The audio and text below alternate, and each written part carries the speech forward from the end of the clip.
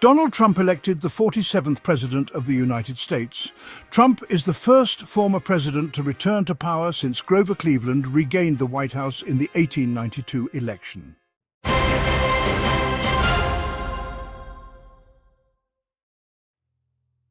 Donald Trump was elected the 47th President of the United States on Wednesday, an extraordinary comeback for a former president who refused to accept defeat 4 years ago, sparked a violent insurrection at the US Capitol, was convicted of felony charges, and survived 2 assassination attempts.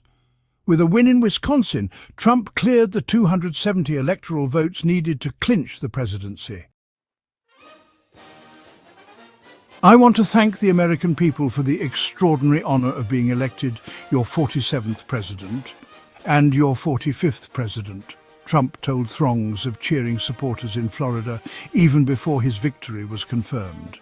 In state after state, Trump outperformed what he did in the 2020 election, while Harris failed to do as well as Joe Biden did in winning the presidency 4 years ago. Upon taking office again, Trump will also work with a Senate that will now be in Republican hands, while control of the House hasn't been determined. We've been through so much together, and today you showed up in record numbers to deliver a victory, Trump said. This was something special, and we're going to pay you back, he said.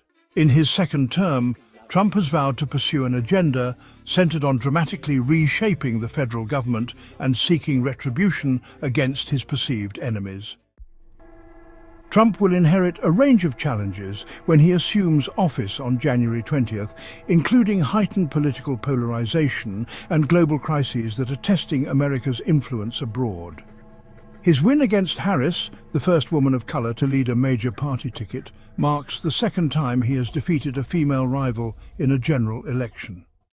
Harris, the current vice president, rose to the top of the ticket after Biden exited the race amid alarm about his advanced age.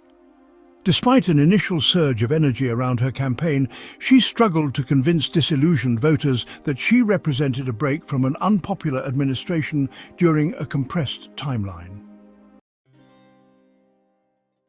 Trump is the first former president to return to power since Grover Cleveland regained the White House in the 1892 election.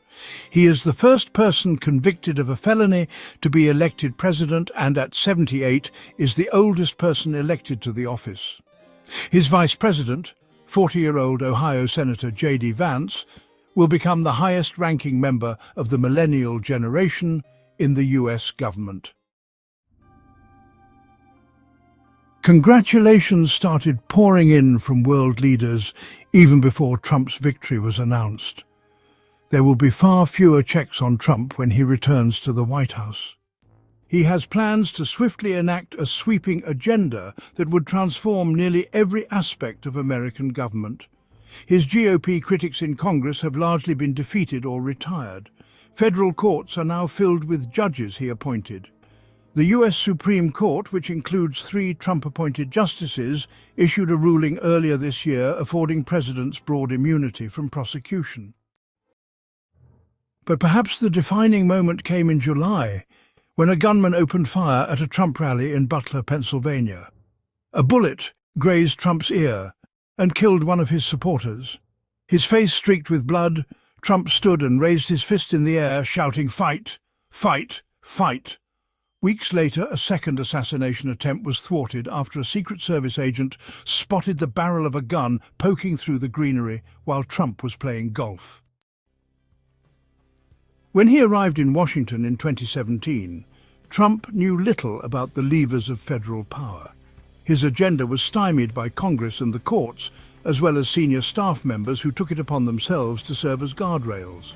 This time, Trump has said he would surround himself with loyalists who will enact his agenda, no questions asked, and who will arrive with hundreds of draft executive orders, legislative proposals, and in-depth policy papers in hand.